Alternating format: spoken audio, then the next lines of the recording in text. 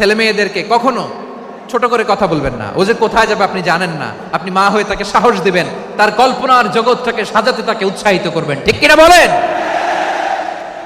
মা বাবা যারা এসেছেন, আপনার ছেলে মেয়ের যত্ন নেন। আপনার ছেলের মধ্যে যে কি পটেনশিয়াল আপনি জানেন না। আপনার এই ছোট্ট অবুজ ছেলেটাই আগামী দিনের শায়েখ আহমদুল্লাহ হবে। আপনার হেফজখানায় পড়া ওই ছোট্ট ছেলেটাই আগামী দিনের আল্লামা মামুনুল হক হবে। আপনার ওই ছেলেটা আমির হামজা হবে, আব্দুল হাই সাইফুল্লাহ হবে। এভাবে বড় বড় আলেম হবে, তারা যুগশ্রেষ্ঠ আলেম হবে। সেই একদিন এই বাংলাদেশের পার্লামেন্টে যে বক্তব্য দিয়ে যশোরের পক্ষে কথা বলবে।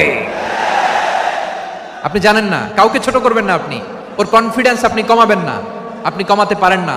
প্যান্ডেলে আমার যে মা বোনেরা আছেন, ছেলে মেয়েদেরকে কখনো ছোট করে কথা বলবেন না। ও যে কোথায় যাবে আপনি জানেন না। আপনি মা হয়ে তাকে সাহস দিবেন, তার কল্পনার জগৎটাকে সাজাতে তাকে উৎসাহিত করবেন। ঠিক কিনা বলেন?